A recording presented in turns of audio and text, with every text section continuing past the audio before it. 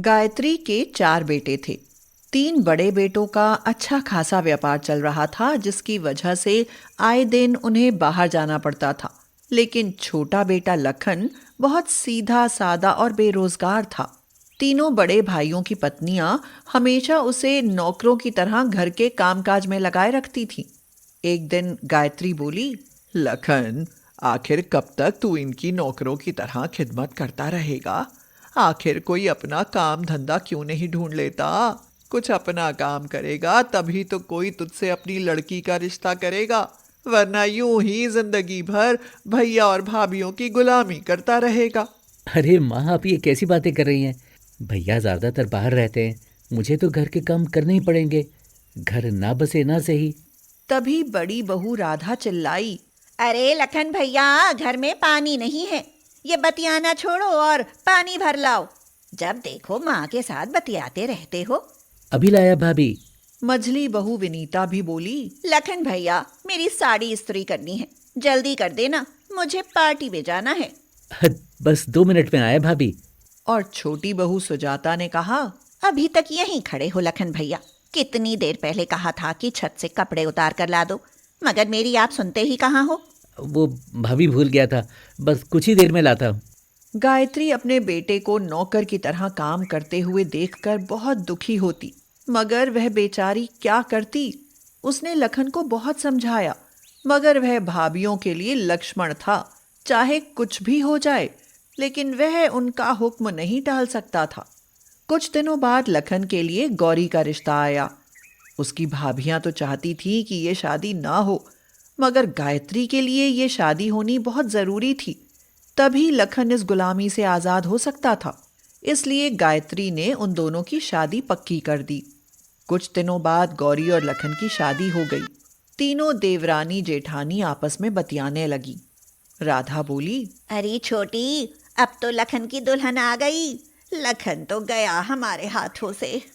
तो विनीता ने कहा, अरे ना दीदी, अब तो लखन के साथ में इसकी दुल्हन भी हमारा काम किया करेगी, वो भी फ्री में। सुजाता ने कहा, ये तो आपकी भूल है दीदी, फ्री व्री कुछ नहीं। वो क्या इस घर में मुफ्त की रोटियां तोड़ेंगे? खाने के बदले काम तो करना ही पड़ेगा। अभी तेल देखो और तेल की धार देखो। दिन गुजरने लगे। गौरी ने भी खुद को उस माहौल में ढाल लिया। शुरू शुरू में तो कुछ समझ नहीं आया, लेकिन बाद में सब समझ आने लगा। एक दिन राधा ने देखा कि लखन गौरी को अपने हाथों से रबड़ी जलेबी खिला रहा है। ये देखकर तो उसके तन बदन में आग लग गई। उसने अपनी दोनों देवरानियों को बुलाकर ये बात बताई। सुजाता बोली, हमारे पति हमें छोड़कर कमाने के लिए परदेश में पड़े हैं और ये दोनों मुफ्त में जलेबी रबड़ी के मजे ले रहे हैं। देखना, इनसे अब हम इतना काम कराएंगे कि ये खुद इस घर को छोड़कर भाग जाएंगे। हाँ। उसके बाद तीनों बहुएं गौरी से बहुत काम करवाने लगी। राधा कहती है, गौरी, आज कपड़े नहीं धोए और ये बर्तन भी पड़े हैं, लगता है पोछा भी नहीं लगा। दीदी, मुझे सर्दी लग गई है, सिर में दर्द और बहुत तेज खांसी जुकाम भी है। ठंडे पानी में काम करूंगी तो और ज्यादा हो जाएगा। ओहो, मेम साहब को ठंडी लग गई। हम तो जैसे ठंडे पानी में काम करते ही नहीं है, मायके में तो जैसे नौकर चाकर करते होंगे, है ना यही बात गौरी? दीदी, आप तो हमारी गरीबी का मजाक उड़ा रही हैं। हमारे तो नसीब ही फूट गए जो पति परदेश में पड़े रहते हैं और यहाँ हम ठंड में हाड़ गलाए रहती हैं। तुम्हारे मजे हैं जो दोनों आदमियों को मुफ्त का खाने को मिलता है और काम से बचे रहो सो अलग। बेचारी गौरी जेठानी की बात सुनकर ठंड में ही काम करने लग गई। बुरा तो गायत्री को भी बहुत लगा, मगर वह क्या कर सकती थी। गौरी को लखन ने कपड़े धोते हुए देखा तो उसके हाथ से कपड़े छीनते हुए कहा, गौरी, अपनी तबीयत की जरा भी परवाह है या नहीं? चलो उठो, कपड़े आज भाभी धो लेंगे। एक दिन तुम काम नहीं करोगी तो आफत नहीं आ जाएगी। ये बात सुनकर राधा, विनीता और सुजाता तीनों का पारा चढ़ गया। काम करें हम और जलेबी रबड़ी खाओ तुम। मोम की नहीं है गौरी जो पानी से गल जाएगी। भाभी, इसकी हालत तो देखो, सर्दी से कांप रही है, इसकी तबीयत खराब है। सुनो लखन, मुफ्त की खाने वालों की इस घर में कोई जगह नहीं, समझे? भाभी, क्या आप कह रही हो? इस घर में हमारे लिए कोई जगह नहीं? हाँ हाँ, कोई जगह नहीं, चले जाओ यहाँ से। हाँ। इतना सुनकर अब लखन वहां कैसे रुक सकता था। वह वहां से जाने लगा तो राधा बोली, अकेले कहाँ जा रहे हो? अपनी बीवी को भी साथ ले जाओ। ये सुनकर गौरी और लखन की आंखों में आंसू आ गए और वो घर से चलने लगे। गायत्री ने कहा, रुको बेटा, इतनी ठंड में तुम लोग कहाँ जाओगे? जरा ठहरो, मैं भी चलती हूँ।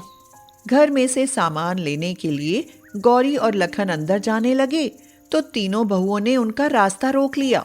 राधा बोली, इस घर में जो भी है हमारे पति की मेहनत की कमाई है, खबरदार जो किसी सामान को हाथ लगाया तो। वो बेचारे खाली हाथ ही ठंड में ठिठुरते हुए घर से निकल गए। पूरा दिन चलते चलते न जाने वो तीनों कहाँ पहुंच गए। रात बहुत हो चुकी थी। लखन, गौरी और गायत्री की ठंड के मारे बर्फ जमी जा रही थी। कहीं रुकने का ठिकाना नहीं दिखाई दे रहा था। तभी लखन की नजर एक तबेले में पड़ी और वह बोला, माँ देखो, उधर एक तबेला नजर आ रहा है, वहां सोने के लिए कुछ मिल जाए, नहीं तो ठंड में मर जाएंगे। हाँ बेटा, बहू की बहुत तबीयत खराब है, इसे आराम की बहुत ज़रूरत है। उन्होंने देखा तो तबेले में कुछ भैंसें बंधी हुई थीं और एक तरफ कुछ भूसा और भूसे की खाली बोरियां रखी थीं। उनकी तो जैसे मनमांगी मुराद पूरी हो गई। लखन ने भूसे पर बोरी बिछाई और बोरी बिस्तर बनाया और कहा, गौरी, अब हम सो जाते हैं, यहाँ हमें सर्दी नहीं लगेगी, हमारा ये बोरी बिस्तर बहुत गर्म है। एक दिन वो तीनों अपने बोरी बिस्तर में सो ही रहे थे कि गायत्री के तीनों बड़े बेटे सुबह में वहां आ गए और वहां पड़ा भूसा बोरियों में भरने लगे। उन्होंने वहां देखा कि कोई सो रहा है। जगाने पर अपने माँ, भाई और उसकी पत्नी को देखकर वे चौंक गए। बड़ा बेटा सुखराज बोला, तुम तीनों यहाँ सो रहे हो, वो भी बोरी का बिस्तर बनाकर भूसे पर? ऐसा क्या हुआ माँ, बताओ लखन। ये क्या बताएगा बेटा, तुम तीनों की बीवियों को इस छोटी बहू का खाना पीना दुखता था। नौकर बनाकर रख दिया था दोनों को और बात यहाँ तक आ गई कि घर से ही निकाल दिया। मझला बेटा गुस्से से बोला, उनकी ये हिम्मत, इतना भी घमंड किस काम का? तुम लोग कमाते हो और ये दोनों घर में पड़े मुफ्त का खाते रहते हैं, ये क्या कम है? हरामखोर जो ठहरे। लखन, बहू को लेकर घर चल, अब सब ठीक हो जाएगा। वो तो आज ये भूसा भरकर ट्रैक्टर लोड करना था, वरना कुछ पता ही नहीं चलता। तीनों भाई घर गए और उन्हें तब तक मारा जब तक उन्होंने लखन, गौरी और गायत्री से माफी नहीं मांग ली। भैया, इस बार तो आपने सब ठीक कर लिया। ज़रूरी नहीं हर बार हमें सोने के लिए बोरी बिस्तर मिले, इसलिए मैं भी कुछ काम करना चाहता हूँ ताकि मैं भी इज्जत की ज़िंदगी जी सकूँ। सुखराज बोला, सही कहता है लखन, तू पढ़ा लिखा है, कुछ भी काम कर सकता है। अरे बहू भी तो समझदार है, तभी तो बोरी बिस्तर पर गुजारा किया। उसके बाद लखन काम करने लगा और लखन और गौरी प्रेम से रहने लगे। सोमू की परवरिश उसके बड़े भाई मंगत ने करी थी। जब तक मंगत अकेला रहा तब तक तो सब ठीक था, लेकिन जैसे ही मंगत की शादी हुई उसकी पत्नी शोभा के आते ही हालात बदलने लगे। अरे सोमू, मैं जरा शहर जा रहा हूँ, कल तक लौटूंगा। घर का ख्याल रखना, अगर तेरी भाभी को किसी चीज की जरूरत हो तो लाकर दे देना। तभी अंदर से बात सुन रही शोभा तड़तड़ाती हुई बोली, कुछ जिम्मेदारी अपने इस लाडले भाई को क्यों नहीं दे देते? खुद शहर जाने की क्या जरूरत, सोमू को भेज दो। वैसे भी पूरे दिन बांसुरी बजाने के सिवाय इसे और कुछ काम नहीं है। अरे भगवान, क्यों अपना जी जलाती हो? सोमू अभी छोटा है, उसे सारे कामों का ज्ञान नहीं है। अगर होता तो उसे ही शहर भेज देता। और रही बात बांसुरी की, तो वो शौक इसका बचपन से है। पूरा गांव झूम उठता है इसकी बांसुरी की तान पर। मेरा वश चले तो चूल्हे में जला दूं इसकी बांसुरी। काम धाम करने की उम्र है ये, ना कि कन्हैया बनने की। आखिर कब तक इसकी जिम्मेदारी उठाओगे? कल को हमारे भी बच्चे हो गए तो हम इसे पालेंगे या अपने बच्चों को। सोमू अक्सर जंगल में जाकर बांसुरी बजाता था। तभी वहां पलक आ गई। क्या बात है सोमू, आज बहुत उदास लग रहे हो? हाँ पलक भाभी हमेशा निठल्ले रहने का ताना देती हैं। मैं क्या करूं? भैया कोई काम बताते नहीं। अगर माँ बाबूजी जिंदा होते तो मुझे जरूर कोई रास्ता दिखाते। पूरे बांस जितने लंबे हो गए हो, आखिर काम तो करना ही पड़ेगा ना। आखिर कब तक यूं अकेले रहोगे? कुछ काम करो और शादी करके अपनी गृहस्थी बसाओ। देखो मैं भी आखिर कब तक तुम्हारा इंतजार करूंगी।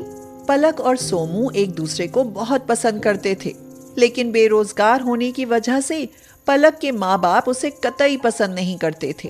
तुम तो बहुत दिमाग वाले हो सोमू, किसी भी लकड़ी की बांसुरी बनाकर धुन निकाल लेते हो।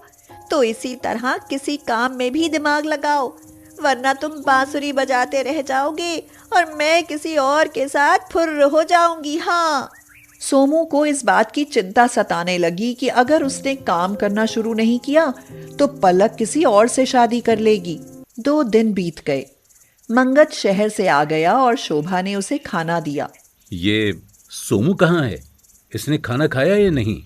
भाई के बिना मुंह में निवाला नहीं चलता। कभी मुझसे भी पूछा है कि मैंने कुछ खाया या नहीं? माँ बाबूजी के बाद ये मेरी जिम्मेदारी रहा है, इसलिए कभी भूल ही नहीं पाता हूँ उसे। मेरे जिगर का टुकड़ा है सोमू। देखता हूँ वो कहाँ है। अगर ऐसा ही रहा तो मेरा लट्टू पति एक दिन सब कुछ इस सोमू को ही सौंप देगा। मुझे इसे घर से निकालने के लिए कुछ तो करना होगा। रात के समय शोभा धीरे से उठकर सोमू के कमरे में गई और सोमू को धीरे से जगाती हुई बोली, सोमू जरा कमरे में आना, तुम्हारे भैया के पेट में बहुत दर्द हो रहा है। ये कहकर वह जल्दी से जाकर अपने बिस्तर पर लेट गई। सोमू उनके कमरे में गया तो धीरे से मंगत की चादर हटाकर उसे देखने लगा। शोभा ने तभी उसका हाथ पकड़कर शोर मचाना शुरू कर दिया। अरे देखो तो जरा, अंधेरे में मेरे कमरे में आकर मेरा हाथ पकड़ रहा है। माँ समान भाभी के साथ ये सब, छी छी। अब तो इस घर में ये रहेगा या मैं? भाभी आप मुझे गलत समझ रही हैं। मुझे तो आपने ही बुलाया था। अरे देख लो कोई इस निर्लज्ज को, उल्टे मुझे ही फंसा रहा है। सोमू, इससे पहले कि मैं कोई गलत कदम उठाऊं, दूर हो जा मेरी आंखों से। मैं तेरी शक्ल नहीं देखना चाहता। सोमू की किसी बात पर मंगत ने विश्वास नहीं किया और रात में ही उसे घर से निकाल दिया। उसने रात जंगल में गुजारी। अगले दिन उसने जंगल से एक लकड़ी तोड़कर बांसुरी बनाई और बजाने लगा। कुछ देर बाद वहां पलक आ गई। पलक को देखकर उसकी आंखों में आंसू भर आए। पलक बोली, अब रोने से क्या होता है? तुम्हारी भाभी से सब सुनकर आ रही हूँ। तुम गलत नहीं हो, मैं जानती हूँ। ये सब तुम्हारी भाभी का षड्यंत्र है। अब तो कुछ सोचो, अब तो अकल आ गई होगी। अगर तुम अपने पैरों पर खड़े होते तो आज तुम्हारी भाभी तुम्हें झूठा आरोप लगाकर घर से नहीं निकालती सोमू। लेकिन मैं क्या काम करूं? कुछ समझ में नहीं आ रहा। मेरे यहाँ बद्री प्रसाद रिक्शा चलाकर दिन भर में 1000 रुपए कमाता है। और कुछ नहीं तो रिक्शा ही चला लो। मेरे पास रिक्शा है ना, रिक्शे के लिए पैसे, फिर रिक्शा कहाँ से आएगा?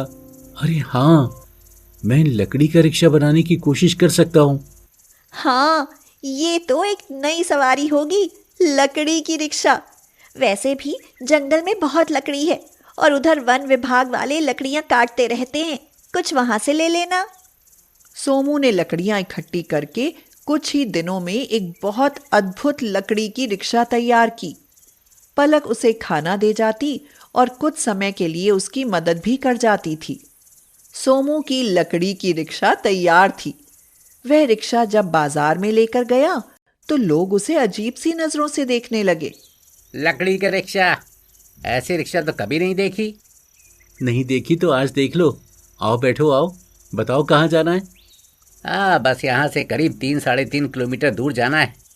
तो आइए बैठिए, इतनी सस्ती सवारी आपको कहीं नहीं मिलेगी। अरे नहीं भैया, भला लकड़ी की भी कहीं कोई रिक्शा होती है? आप चिंता क्यों करते हैं, ये मैंने अपने हाथों से बनाई है। अब रोज सोमू अपनी लकड़ी की रिक्शा में सवारी ले जाने लगा, जिससे कि उसके हाथ में पैसा आने लगा। लोग उसे लकड़ी की रिक्शा वाले के नाम से जानने लगे। उसने जंगल के किनारे ही एक लकड़ी का घर भी बना लिया। अब तो कुछ बेरोजगार लोग उसके पास आकर उससे लकड़ी की रिक्शा बनवाने की फरमाइश करते। सोमू दिन में रिक्शा चलाता और रात में लोगों के लिए रिक्शा बनाकर तैयार करता, जिससे उससे अच्छी खासी आमदनी होने लगी थी। समय गुजरता जा रहा था। सोमू की प्रसिद्धि पलक के घर और सोमू के भाई के पास तक भी पहुंची। सोमू का अब अपना पक्का घर भी हो गया, लेकिन पिछले कुछ दिनों में मंगत के हालात बदल गए। सारा काम धंधा चौपट हो गया और घर में चोरी हो गई। इस चिंता के कारण मंगत की तबीयत खराब रहने लगी। शोभा बोली, सुनो जी, चलो सोमू के पास चलते हैं। वैसे भी अभी आप काम करने की अवस्था में नहीं हो, भूखे मरने की नौबत आ गई है। शोभा, शायद तुम भूल गई कि उसने तुम्हारे साथ क्या किया था। कोई नहीं, आप चलो तो सही। वो दोनों सोमू के पास पहुंचे तो सोमू उन्हें देखते ही खुश हो गया। अरे सोमू, तेरे तो बड़े ठाट है भाई। इतना अच्छा घर और इतने लड़के रिक्शे बना रहे, लगता है खूब बढ़िया काम चल रहा है तेरा। हाँ भैया, अगर उस दिन आपने घर से ना निकाला होता तो शायद मैं यहाँ तक कभी नहीं पहुँचता, लेकिन मैंने कुछ नहीं किया। वो तो बस कर सोमू, कुछ मत कह। मैंने ही तुझे घर से भगाने के लिए ये षड्यंत्र रचा था। शायद ये उसी का नतीजा है कि हमारे पास अब कुछ नहीं बचा। हमें माफ कर दे सोमू, माफ कर दे। तो क्या वो सब झूठ था? मैंने अपने इतने नेक भाई को गलत समझा। मुझे माफ कर दे मेरे लाडले भाई, मुझे माफ कर दे। नहीं, आप दोनों ऐसे मत बोलो। आप तो मेरे लिए भगवान हो और मेरे जीते जी आपको चिंता करने की कोई जरूरत नहीं। आप दोनों अब यहीं रहो और मेरे लकड़ी के रिक्शे का काम संभालो। वैसे भी मैंने अब इनमें इंजन लगाने के बारे में सोचा है। मैं चाहता हूं कि दुनिया भर में मेरे बनाए लकड़ी के रिक्शे दौड़ें। तभी वहां पलक आकर बोली, अब मेरे होने वाले पति को कोई निठल्ला नहीं कहेगा। अब तो सोमू के लकड़ी की रिक्शा की मेरे घर वाले भी तारीफ करते नहीं थकते। फिर कुछ दिनों बाद पलक और सोमू की शादी हो गई। अब सोमू ने रिक्शा चलानी छोड़ दी और दोनों भाई मिलकर लकड़ी की रिक्शा बनाने का काम करने लगे, जिससे उन्हें खूब नाम, पैसा और सफलता मिलने लगी।